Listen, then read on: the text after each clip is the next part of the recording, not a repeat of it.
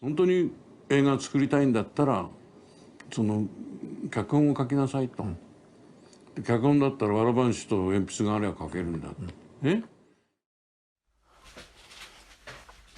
Hey, a little while ago, I saw this video where screenwriter and director Emily Carmichael is given a writing prompt. She is asked to essentially write a scene based on that writing prompt, and she has to do it in about 7 minutes. And I remember watching this and thinking, this is amazing. I've been writing screenplays since I was about 17, but really only taking it seriously for the past couple of years. When you watch Emily Carmichael write and enjoy what she's doing, it's something that is very contagious. I would watch hours of it. I'd love to watch her write the whole film. I'd love to watch other screenwriters do it. Turns out I am not the only one. So I looked around on YouTube and other places, and you know, there are loads of writers, like book writers, who do that kind of stuff, but there's no screenwriters that does that. Such a shame. So,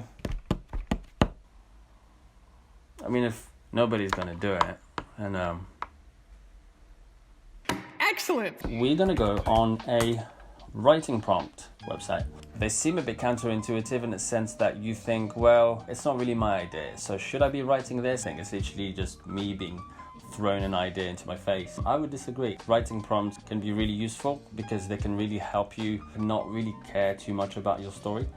I think we get so hung up on our own stories and the stories that we really want to tell, the stories that really matter to us, that then we want to tell it perfectly and we want it to be perfect. Because it's very important that we get it right, we just never get it done. And I think just take any idea that you find in a writing prompt website and turn it into anything. At least there's no pressure. I'm going to look through and see if we find anything that's interesting. Okay, set your story in a library after hours. Okay, this could be interesting, sort of. Obviously, I'm not looking for anything in particular when I do this. I just literally go with the first thing that kind of inspires me in any way. One thing that is probably worth noting is that I will probably get rid of that restriction of trying to write it in 7 minutes, because I think 7 minutes is really restrictive. But here's the thing, because I want to get rid of that restriction, I think I have to pay some sort of price. I think I have to make some sort of sacrifice. So maybe if we get rid of the 7 minutes, instead of writing just a scene, let's just write a whole short film from scratch. Write about someone going to extreme length to return an overdue library book. Okay. Write about a community that worships Mother Nature. Nah. Write about someone who's always looking towards the future. Yeah. I mean, all of these are really tempting. I could just pick any, but I just want something that's gonna spark an idea straight away. I just want to find something a bit more... Oh, here's a good one. Write your story about 2 characters tidying up after a party. I don't really know why I'm inspired by this one, but I really like it. I don't know. I suppose I've tidied a few times after a party. That's definitely not true. I'll just put that one to the side for now. No, nah. I'll tell you what, I think there's loads of stories right here that could be really interesting, but I think I've got my heart settled on write your story about 2 characters tidying up after a party. Obviously, this is nowhere near enough to get started, so what I like to do is we're gonna take our time, chill out, we're in a rush, chill out. And now we need to figure out what the story is really about. On the surface, it is about 2 characters tidying up, but it can't just be that. If it's just that, then it's gonna be a really boring story. So we need to figure out who our characters are, what they want, and what's standing in their way of getting what they want. This is one of the most important aspects of storytelling in general. You must have a character that wants something, and they're gonna try and get that thing that they want, but obviously they're gonna have loads of obstacles in the way. Those obstacles and those characters wanting things is essentially how you create conflict. You can have characters that want nothing, although it's a bit unrealistic, everybody kind of wants something. But if you have characters that kind of want nothing, then you end up with characters that are very passive. I personally would probably never do that. You want your character to kind of like move the plot forward rather than the plot moving and your character following whatever is happening. Passive characters is, nah, don't go there, man. And you can't have a character that wants something but with no obstacles. If your character just wants something and tries to get it and then they just get it, then there's no story. There's just a character getting what they want, and it's really boring. This isn't by me, by the way. I didn't come up with this.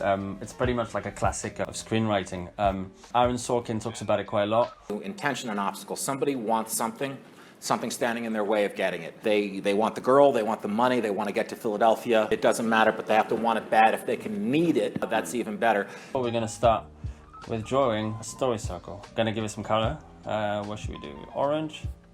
Yeah, orange is nice.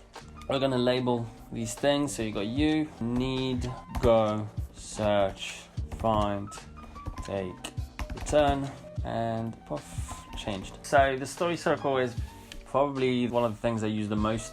It's a very versatile tool. This is actually created by Rick and Morty's creator, Dan Harmon, and I think it's nailed it. It can help you structure a scene, it can help you structure an act of your story, it can help you structure the entire story from the beginning. I will get into that probably in another video. So the characters, we're gonna give them names. What names should we give them?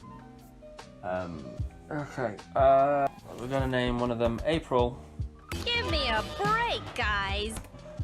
And the other one, Malik. I'm gonna show you my process and how I go from a basic story idea and how I craft like a story from beginning to end. It works for me and it's worked for quite a while now. What we're gonna do, I think, to help us focus this story in terms of emotion is we're gonna focus on one character. We're gonna focus on Malik, and then we'll figure out the rest. Aha, I'm almost out of battery. Where's my charger? Where is my bloody charger?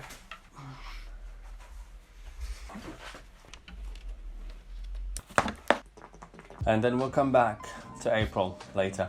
For now, I have no idea what this story is going to be about, but the fun in this is to slowly figure out what this story is about. So go is the part where you kind of introduce an unfamiliar situation. To an extent, the inciting incident of the story, the thing that kind of sets the story in motion. We need to find that obstacle, and I think this is a good place to put it. So Malik wants to tidy up after the party, and the obstacle could be that everybody else is still partying. Yeah. What?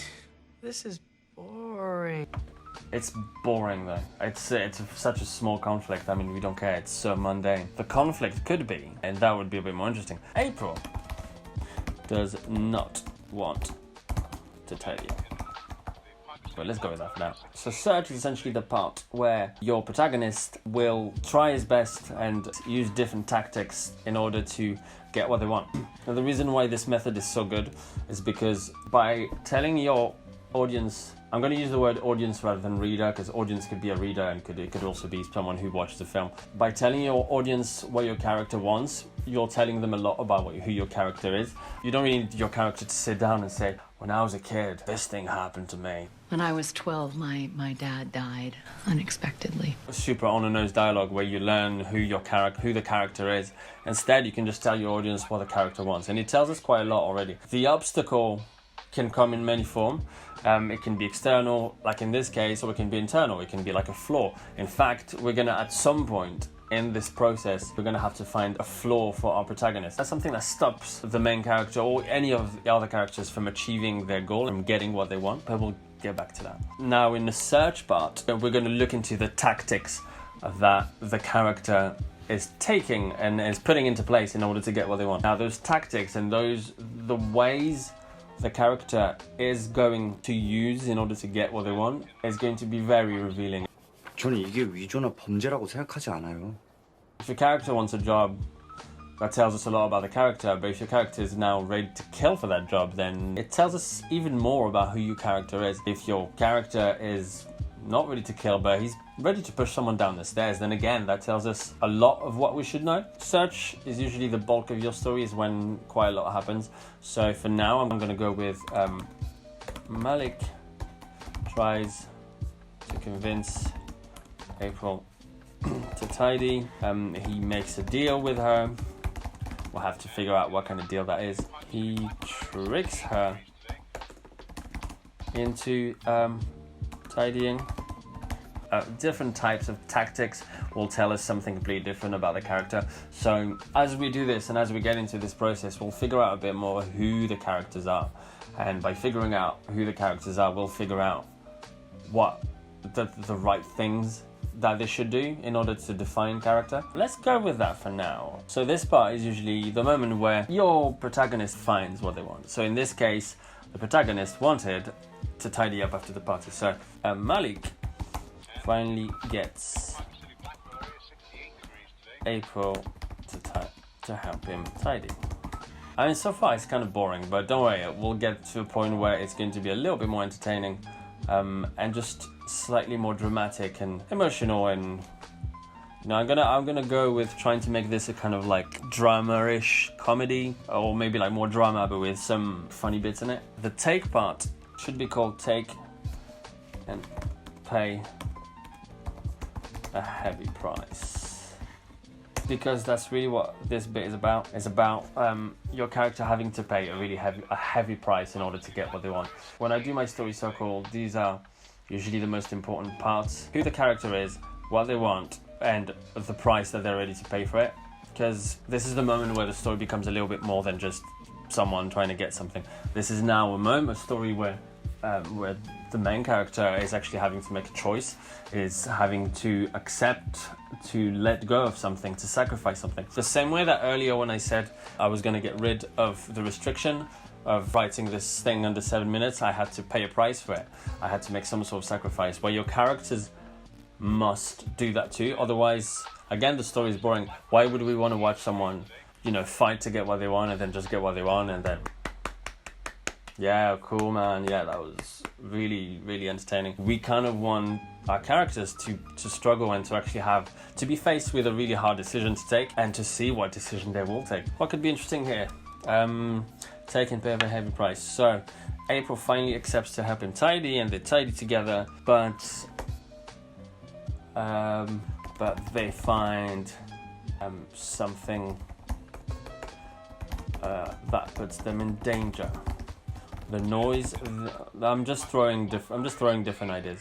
The noise they make tidying annoys the neighbors, who call the police. Yeah, it's kind of Boring. I mean, this could work, but I don't know. I just feel like this isn't a heavy enough price to pay. This is just, okay, this is the moment when I realized that actually what I would need to know is I need to know who my character is, who my protagonist is, in order to know what would be very hard for them to lose in order to get what they want. So, what would be very hard to lose? I don't know. So what could this story be about? Friendship, maybe? And about, maybe, okay, so maybe what could be really interesting actually is the fact that, I'm just gonna get rid of this is boring. Maybe it's not even their house. So it's not Malik or April's house. It's someone else's house, but they're tidying. So that the actual owner of the house gets annoyed that they tidied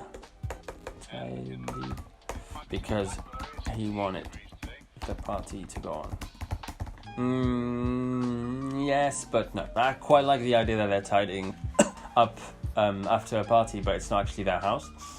But why would Malik want to tidy up even though it's not his house? Aha, I think I've got it. So now you're going to see how it all comes together. So Malik wants to tidy up after the party. Now, it's not even his house. April does not want to tidy up. In fact, she wants to continue partying. Malik, by showing that he wants to tidy up the party, is his own way of sending the message to April, who's his friend, that he wants to go. This is going to start shaping up our characters a bit more. So maybe Malik is someone who doesn't really like confrontation, and maybe doesn't really like, direct conversation, and he doesn't really like having to ask some things to people. So instead he sends sort of like weird cryptic messages. So in this context, he wants to stop partying and he wants to just go. He wants to leave this party with his friend, who's April. But instead of just saying, can we just go? He tidies up, he starts tidying up to make her understand that this is it, this is the end, can we just go? Which obviously creates all sorts of conflict because she clearly doesn't want to go, she wants to carry on partying. So now I know a bit more who my characters are. Malik is someone who doesn't like confrontation, and who kind of maybe he's just tired of partying, and maybe he's just tired of the whole partying. He wants to maybe move on. He wants to maybe grow up and be an adult a bit more. And on the other side, we've got April, who is not ready to go. She's not ready. She kind of wants to carry on partying, and maybe she's a bit oblivious to him trying to send a message. I think that's a better heavy price to pay, because if Malik is someone who doesn't like confrontation but really likes his friend, then suddenly we're setting up a situation where there is more conflict, and the conflict is escalating a bit more, and now we're raising the stakes, and you know, he could essentially lose his friend maybe. So now we're essentially setting up for him to have to overcome this fear of confrontation and actually have to have a conversation with his friend in order to work out what's going on. I think this is good. She refuses to come, because maybe this could be a story about friendship and about how we have to give up certain friendships at some point in our lives if we want to start moving on. Now I really like this story. What started as a simple writing prompt that kind of meant nothing, now I really like this, because now it's something that I think resonates with me. Mali could be one of those person that just has had enough of that and wants to move on, but he's very good friends with someone who's not ready to move on from that, and I've got a good one. So April, her thing, okay guys, I've got it.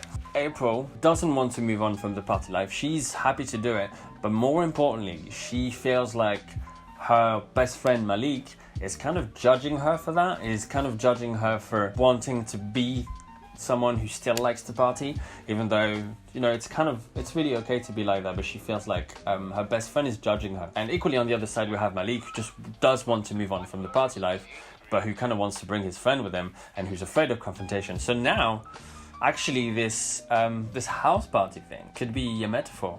So yeah, leaving the party could mean leaving the party life, and we can have those two characters.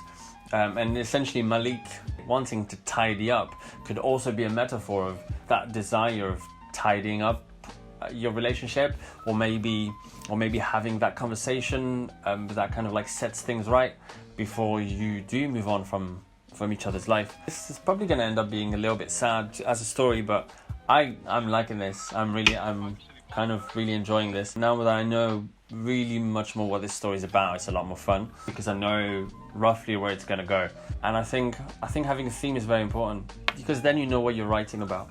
And yeah, so this story is about friendship, and about the friendships we have to lose if we want to move on, and it's also about the importance of learning not to judge the people who are not ready to move on the way you might be ready to move on. I think this is something very relatable. I think you know, this is a very specific story about something very specific, but the overall idea is actually universal, and I think that's what the best stories do. They talk about something very specific, but end up being about something that's so universal, and that talks about something that a lot of people can relate to. I mean, I can personally relate to that. When I left my home country, I just needed to move on, and there was a new chapter in my life that started, and I definitely left some people behind, and I knew that I just needed to do it, even if I love them, and you know, they're still my friends, but I just needed to leave.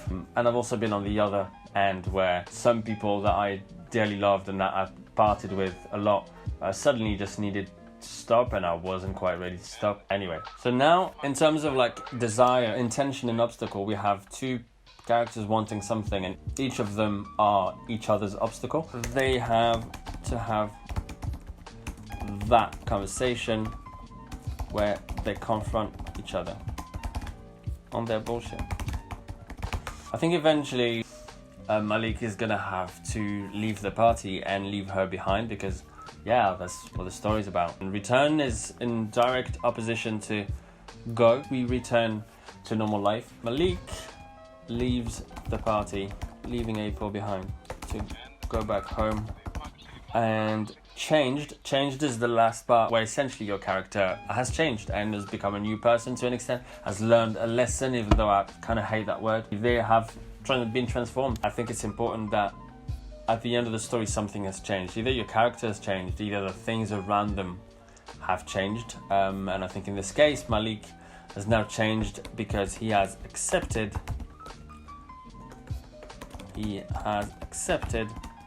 that he has to leave his best friend behind if he wants to move on.